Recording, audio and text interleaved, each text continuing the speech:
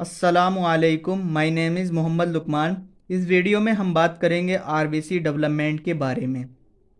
सबसे पहले हम देखते हैं स्टेजेस ऑफ आरबीसी डेवलपमेंट। सबसे पहला सेल होता है हमारे पास myeloid stem cells. Myeloid stem cell से बनता है colony forming unit of erythroblast. Colony forming unit of erythroblast से बनता है एरिथ्रोब्लास्ट।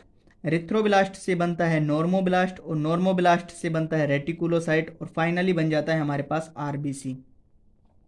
जैसे जैसे सेल्स नीचे को आ रहा होता है वैसे वैसे सेल का साइज कम हो रहा होता है और न्यूक्लियस उसका कंडेंस हो रहा होता है।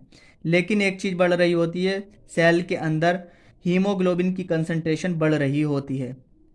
आरबीसी की डेवलपमेंट के लिए हमारे पास एक इम्पोर्टेंट हार्मोन होता है जिसका नाम होता है एरिथ्रोपोएटिन। ये कहाँ से रिलीज होता है? ये किडनी के पेरिट्यूबुलर कैपिलरी सेल से रिलीज होता है और इसकी हाफ लाइफ कितनी होती है?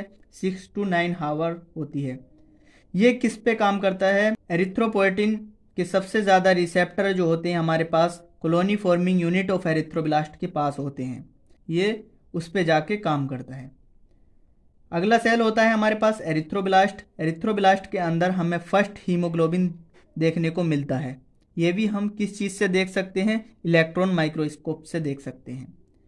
थर्ड हमारे पास होता है नॉर्मोब्लास्ट। नॉर्मोब्लास्ट की 3 स्टेज होती हैं, अर्ली नॉर्मोब्लास्ट, इंटरमीडिएट नॉर्मोब्लास्ट और लेट नॉर्मोब्लास्ट। जो अर्ली नॉर्मोब्लास्ट होता है उसके अंदर हमें बिलोइड साइटोप्लाज्म देखने को मिलता है, जिसकी वजह से हम इसको क्या कहते हैं? वेजोफिलिक नॉर्मोब्लास्ट कहते हैं। इंटरमीडिएट नॉर्मोब्लास्ट के अंदर हमें बिलोइड साइटोप्लाज्म और रेडिश पिंकिश कलर का साइटोप्लाज्म देखने को मिलता है, जिसकी वजह से हम इसको बोलते हैं पॉलीक्रोमेटोफिलिक नॉर्मोब्लास्ट। थर्ड होता है हमारे पास लेट नॉर्मोब्लास्ट। लेट नॉर्मोब्लास्ट के अंदर क्या होता है? साइटोप्लाज्म होता है वो रेड कलर का होता है, जिसकी वजह से हम इसको बोलते हैं क्रोमेटोफिलिक नॉर्मोब्लास्ट। नॉर्मोब्लास्ट से एक इम्पोर्टेंट केमिकल निकलता है जिसका नाम होता है एरिथ्रोफ्रोन।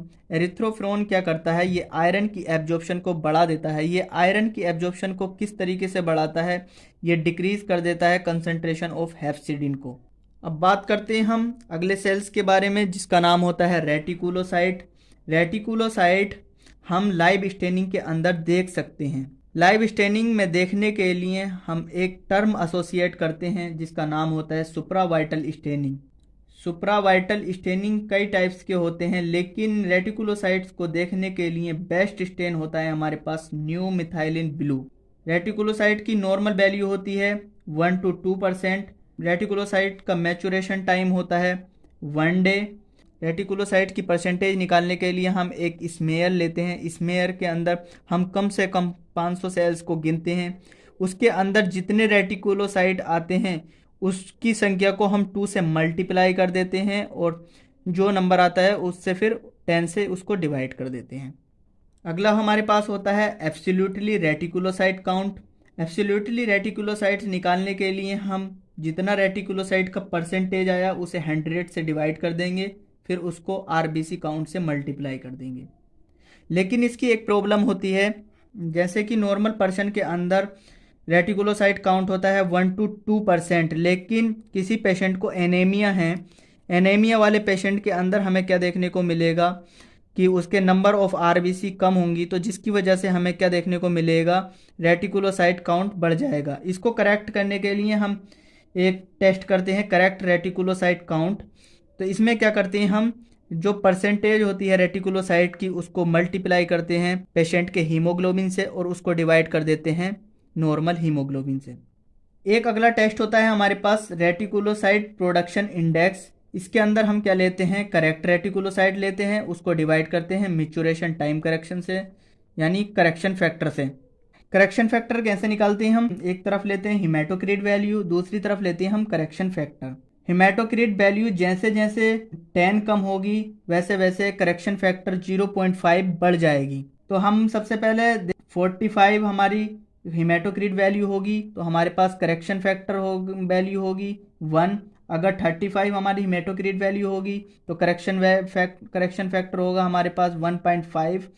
अगर हिमेटोक्रिट वैल्यू हमारे पास 25 होगी तो करेक्शन फैक्टर होगा हमारे पास 2.0।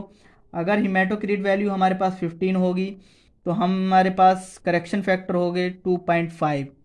तो हम ऑन एन एवरेज हम जो है करेक्शन फैक्टर लेते हैं 2। रेटिकुलोसाइट प्रोडक्शन इंडेक्स का क्लिनिकल सिग्निफिकेंस क्या होता है, ये हमें बताती है बोन मैरो की एक्टिविटी। अगर हमारी बोन मैरो की एक्टिविटी कम होगी तो रेटिकुलोसाइट प्रोडक्शन इंडेक्स कम होगा, जो हमें देखने को मिलता है डेफिशिएंसी ऑफ आयरन के अंदर, फोलिक एसिड के अंदर, विटामिन B12 के अंदर, लुकेमिया के अंदर, मेटास्टेसिस के अंदर, अप्लास्टिक एनीमिया के अंदर हमें रेटिकुलोसाइट प्रोडक्शन इंडेक्स कम देखने को मिलता है, यानी बोन मैरो की एक्टिविटी कम देखने को मिलती है।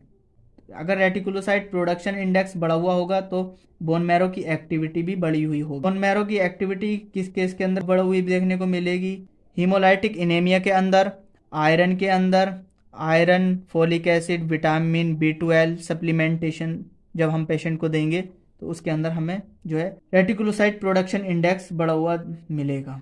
इसी को हम बोलते हैं poor men's bone marrow aspiration. अगला सेल होता है हमारा आरबीसी। आरबीसी का 1/3 एरिया क्या होता है, पेल होता है। इसका साइज कितना होता है, इसका साइज 7 to 8 माइक्रोमीटर होता है।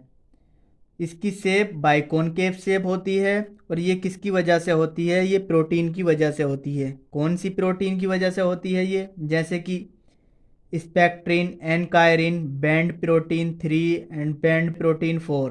अब हम बात करते हैं इम्पोर्टेंट्स पैरामीटर्स के बारे में। सबसे पहला पैरामीटर होता है हमारा एमसीवी। एमसीवी क्या है, ये मेन कॉर्पस्कुलर वॉल्यूम है। ये इसकी नॉर्मल रेंज कितनी होती है, 80 to 100 फेमेटोलीटर होती है।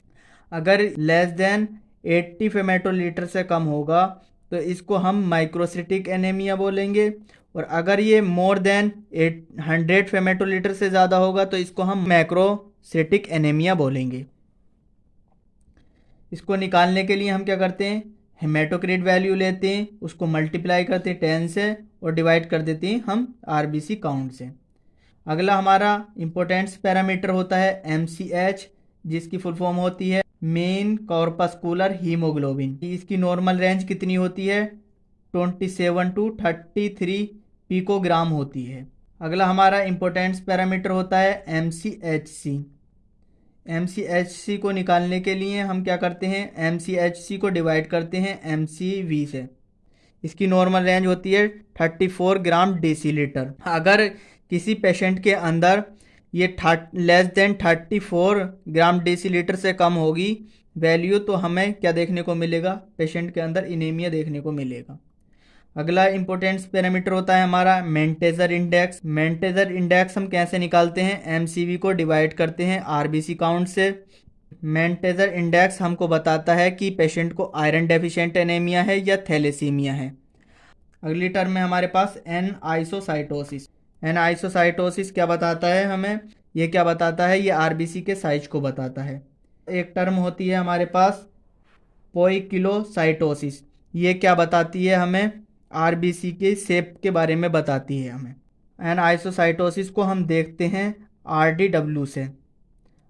नॉर्मल आरडीडब्ल्यू की वैल्यू होती है 11.5 to 14.5%। अनेमिया को हम क्लासीफाई करते हैं 3 ग्रुप्स के अंदर बेस्ड ऑन किसके, साइज के बेस पे। फर्स्ट है हमारे पास माइक्रोसिटिक एनीमिया। माइक्रोसिटिक एनीमिया के अंदर आते हैं सिड्रोब्लास्टिक एनीमिया। फर्स्ट है हमारे पास सिड्रोब्लास्टिक एनीमिया, सेकंड है हमारे पास आयरन डेफिशिएंट एनीमिया, थर्ड है हमारे पास थैलेसीमिया, फोर्थ आता है हमारे पास anemia of chronic disease, fifth है लीड पॉइजनिंग। अब बात करते हैं हम मैक्रोसिटिक एनीमिया के बारे में।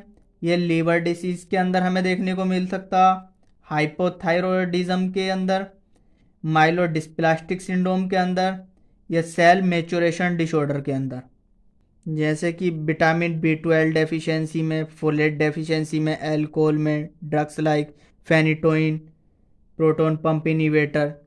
इन सारी कंडीशन में क्या होता है, इनके अंदर हमें मैक्रोसिटिक एनीमिया देखने को मिलता है। थर्ड होता है हमारे पास नॉर्मोसिटिक एनीमिया। नॉर्मोसिटिक एनीमिया हमें देखने को मिलता है रीनल डिसीज़ में, एनीमिया ऑफ कोरोनिक डिसीज़ में, माइलोफाइब्रोसिस में, मेटास्टेसिस में। इसी के साथ मैं अपनी वीडियो ख़त्म करता हूँ। अस्सलामु अलैकुम।